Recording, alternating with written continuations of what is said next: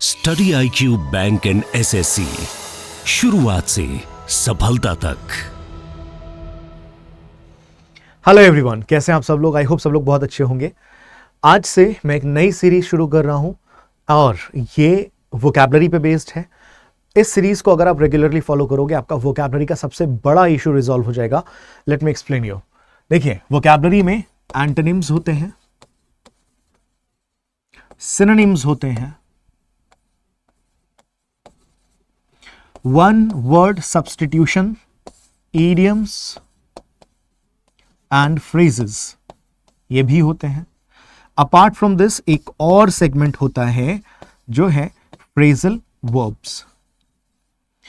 आप सब लोगों के जो मैं बहुत समय से बहुत सारे स्टूडेंट से कनेक्टेड रहा हूं, जो मेरा एक्सपीरियंस रहा है, और अगर आप भी इस बात को मानते हो तो बताना कि sir antonym, synonym, one word substitutions, idioms and phrases तो हो जाते हैं, लेकिन कई बारी इस वाले टॉपिक में बहुत ज़्यादा चैलेंज होता है। इसमें बहुत इशू होता है।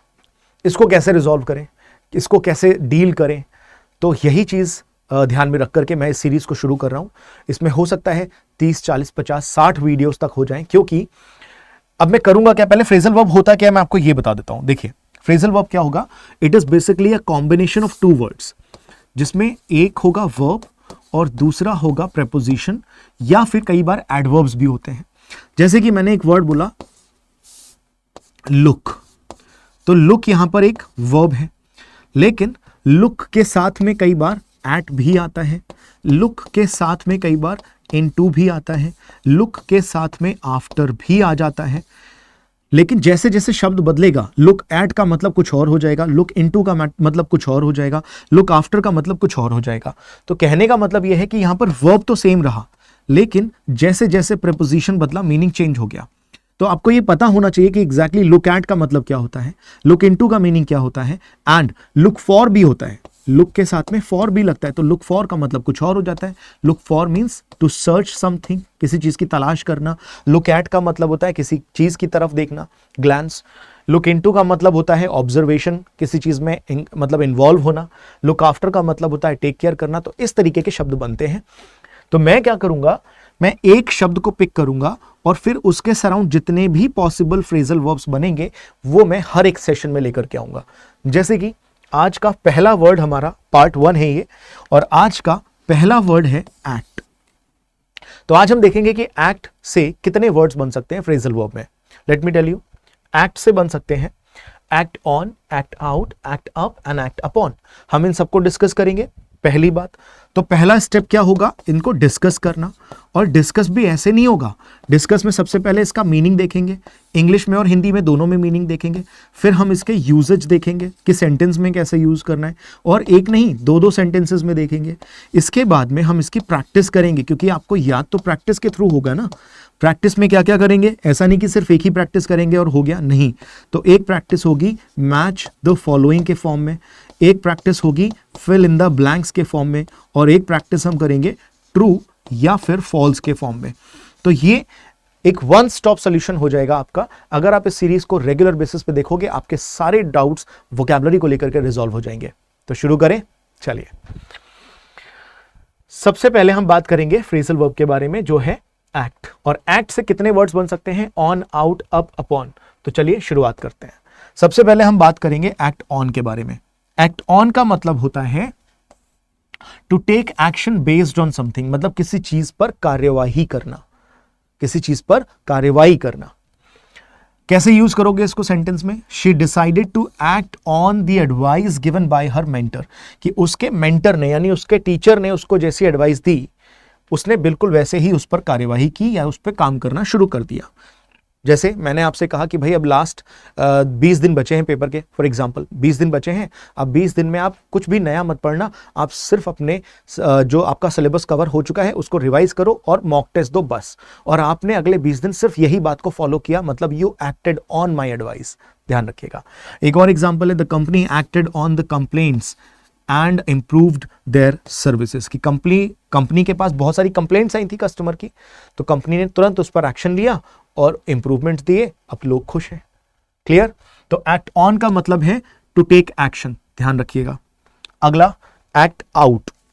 एक्ट ऑन मतलब to take action, act out का मतलब टू परफॉर्म और डिमॉन्स्ट्रेट समथिंग, कुछ दिखाने की कोशिश करना, रिप्रेजेंट करने की कोशिश करना। जैसे कि the children acted out the story during the school play. कई बार आपने देखा होगा स्कूल में जो एक्ट्स होते हैं, प्लेस होते हैं, तो उसमें क्या होता है कि बच्चे रिप्रेजेंट करने की कोशिश करते हैं, बहुत अच्छे तरीके से विजुअलाइज करने की कोशिश करते हैं, चीजों को दिखाने की कोशिश करते हैं। तो एक और एग्जाम्पल क्या है, he acted out his feelings by throwing the papers in anger, कि भाई बहुत जोर से गुस्सा आ रहा था तो मैंने पेपर्स फेंक दिए, या मेरे हाथ में बॉटल आई मैंने वो फेंक दी, और इस तरीके से मैंने रिप्रेजेंट करने की कोशिश की कि मेरे अंदर कितना गुस्सा भरा हुआ है। तो I acted out my feelings, I showed my feelings, या फिर I acted out my feelings. तो आप सिंपली यहां पर कह सकते हो टू शो। क्लियर है सभी को? एक्टेड आउट मतलब टू शो। फिर अगला शब्द है एक्ट अप। एक्ट अप का मतलब होता है किसी के साथ बहुत बुरे तरीके से या बहुत अजीब तरीके से बिहेव करना। सो बुरे या अजीब तरीके से बिहेव करना, व्यवहार करना, इसको हम बोलते हैं। जैसे कि एक एग्जांपल है, the computer started to act up during the presentation, कि भाई मैं प्रेजेंटेशन दे रहा था कंपनी में, लेकिन बीच में पता नहीं मेरे कंप्यूटर को क्या हुआ, बार बार रीस्टार्ट होने लग रहा था, बार बार हैंग हो रहा था, मतलब क्रैश कर गया, तो बुरे तरीके से बिहेवियर हो गया।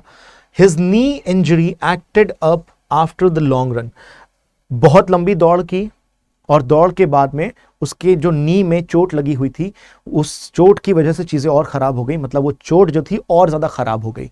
तो बुरी तरीके से बिहेव करना इज एक्ट अप, ध्यान रखिएगा। पहला था एक्ट ऑन, किसी के गाइडेंस पर एक्ट करना या किसी की बोली गई बात पे तुरंत कार्रवाई कर देना। फिर हमने क्या देखा, एक्ट आउट मतलब to show something, and act up का मतलब टू बिहेव बैडली, ध्यान रखिएगा, टू बिहेव बैडली। और आज का आखिरी वर्ड है एक्ट अपॉन। एक्ट अपॉन का मतलब होता है to take action based on something, कि किसी चीज पे बेस्ड सिचुएशन पे एक्शन लेना, और ये लगभग एक्ट ऑन जैसा ही है। जैसे कि द गवर्नमेंट एक्टेड अपॉन, तो वैसे भी ऑन और अपॉन का मीनिंग ज्यादा अलग नहीं होता है, ऑन और अपॉन का प्रपोजिशन में भी मीनिंग सेम होता है। द रिपोर्ट्स रिकमेंडेशंस इमीडिएटली, कि गवर्नमेंट ने जो रिपोर्ट की रिकमेंडेशंस आई थी उन पर बिल्कुल तुरंत काम करना शुरू कर दिया, जरा सी भी देरी नहीं की। She decided to act upon या फिर एक्ट ऑन, दोनों ठीक है। Her instinct and make the call, उसने तुरंत अपनी जो इंट्यूशंस थी उस पर काम करना शुरू किया और एक्शंस लिए। क्लियर हो गया सभी को? चलिए, अगर आपको ये सब समझ में आ चुका है तो इसकी प्रैक्टिस करते हैं और देखते हैं कि आप इनके क्वेश्चंस को कितना जल्दी से आंसर कर सकते हैं। तो हम पहले शुरुआत करेंगे फ्रेजल वर्ब्स के मैच द फॉलोइंग से। सब लोग मुझे बताएंगे इसके आंसर्स क्या होंगे। एक्ट ऑन या फिर एक्ट अपॉन, दोनों का मीनिंग लगभग सेम था। तो to take actions based on advice और इंफॉर्मेशन, ये, या फिर टू परफॉर्म और शो समथिंग लाइक फीलिंग और role, to respond something suggestion, या फिर टू बिहेव बैडली। तो बिहेव बैडली सबसे पहले कर दो, एक्ट अप था, तो ये हो गया 3D। देखो मैं तो यहां तुरंत आंसर लिख रहा हूं, लेकिन आप वीडियो को पॉज करेंगे, पहले आप वीडियो को पॉज करेंगे, पहले खुद सॉल्व करने की कोशिश करेंगे, और जब आपसे खुद नहीं होगा या हो गया, नहीं हुआ या हो गया, दोनों कंडीशंस में आपने 2 मिनट दिए, सारे कर लिए तो ठीक है, फिर आप चेक करोगे। जब चेक करोगे तब आप देखोगे कि आपके कितने करेक्ट हुए और कितने इनकरेक्ट हुए। बोलो क्लियर है सभी को? बोलिए हाँ या ना। ठीक है, तो एक्ट अप सबसे पहले हम कर लेंगे। इसका मतलब क्या था? टू बिहेव बैडली और स्ट्रेंजली, ये हो गया। फिर हमने क्या देखा, एक था टू रिस्पॉन्ड अ सजेशन या इंस्ट्रक्शंस, ये क्या है? To take action based on, और यहां पर एक जगह पर था टू परफॉर्म और शो समथिंग। शो समथिंग क्या था? आउट, बाहर लाना मतलब टू सी। अब ये जो दोनों बचे हैं आप इसको टिक कर सकते हो। एक्ट ऑन का मतलब ये भी हो सकता है, ये भी हो सकता है, और रिस्पॉन्ड करना एक सजेशन पर, ये भी हो सकता है, ये भी हो सकता है, आप कुछ भी कर दो। तो 1A या 1B दोनों ठीक है, 4A 4B दोनों ठीक है, क्योंकि मीनिंग लगभग सेम ही है। ठीक है, चलिए ये एक्सरसाइज हो गई। अब हम करेंगे फिल इन द ब्लैंक्स, और फिल इन द ब्लैंक्स की खास बात यह है कि यहां पर टेंस के हिसाब से फ्रेजल वर्ब्स का टेंस चेंज हो सकता है। देखो कैसे, my phone has been dash all day, I think I need to restart. Phone को रीस्टार्ट करना है, मतलब कुछ खराबी हुई होगी। करेक्ट, हाँ या ना? तो आप सब लोग बताओ इसमें राइट आंसर क्या होना चाहिए? एक्ट अप था ना। अब हैज बीन लिखा है तो हम इसका क्या लिखेंगे? एक्टिंग अप, कि बुरे तरीके से बिहेव कर रहा था। ठीक है, the government will dash the reports recommendations to improve public safety. तो यहां पर आप क्या कर सकते हो, will act up, act on या फिर एक्ट अपॉन, दोनों ही लिख सकते हो, कोई फर्क नहीं है। द कंपनी विल, आगे क्या आएगा इसमें, the proposal and make a decision by tomorrow, कि कंपनी इसको क्या करेगी, एक्ट अपॉन करेगी या एक्ट ऑन करेगी, चेक करके देख लो, क्योंकि यहां पर शो करने वाली तो बात नहीं आ रही है। तो अगर वहां पर आपने एक्ट अपॉन या ऑन दोनों लिख दिए हैं, वही दोनों चीजें यहां पर भी आ जाएंगी, क्योंकि दोनों का मीनिंग बिल्कुल सेम है। The teacher asked the student, teacher ने क्या कहा स्टूडेंट को, to dash the scene from the play, तो कुछ दिखाने की बात हो रही है। टू शो मतलब टू एक्ट आउट, कि भाई एक्ट आउट करो, इस सीन को परफॉर्म करो, दिखाओ। I hope it is clear. चलिए, 2 एक्सरसाइज हो गई हैं। अब ट्रू फॉल्स वाली एक्सरसाइज मैं आपको होमवर्क में दे रहा हूं। दिस इज योर होमवर्क, और इसके जो आंसर्स आपको दिखेंगे वो पार्ट 2 में मिलेंगे। ट्रू फॉल्स वाले जो आंसर्स आपको मिलेंगे वो पार्ट 2 में मिलेंगे। क्वेश्चन नंबर 1 2 3 4 5 6 7 8 9, 8 ही है बेसिकली, ठीक है ना, 8 ही हैं। तो मैं ध्यान रखना, आपको इस पर्टिकुलर क्वेश्चन आंसर्स के जो सेट थे, इसके आंसर्स आपको कहां मिलेंगे, चेक मत करना, चीटिंग मत करना। धोखे से आपको दिख गया ना, चीटिंग नहीं करना। नेक्स्ट पार्ट जो आएगा उसमें मैं आपको इसके सारे आंसर्स दिखाऊंगा, ट्रू फॉल्स वाले, तो उसमें हम यहीं से शुरुआत करेंगे, ठीक है। तो आई होप कि ये एक अच्छा तरीका है और आपको इसमें मजा बहुत आएगा, ठीक है। थैंक यू सो मच, मिलते हैं पार्ट 2 में एक नए वर्ड के साथ, कुछ नए मल्टीपल फ्रेजेस देखेंगे, बहुत मजा आएगा। Thank you. और एक बात और, ये सारे के सारे वर्ड्स जो आप यहां सीख रहे हो, ये बैंकिंग एग्जाम कोई भी ले लो, IBPS, SBI, RBI, कुछ भी, SSC का कोई भी पेपर ले लो, CDS, आर्मी, मतलब इंडिया में होने वाले सभी कॉम्पिटिटिव एग्जाम्स के लिए ये सारे वर्ड्स इंपॉर्टेंट है। तो मेक श्योर आप इन चीजों को बहुत प्रॉपर तरीके से कर रहे हो, ठीक है। चलिए, thank you. Study IQ bank and SSC, शुरुआत से सफलता तक।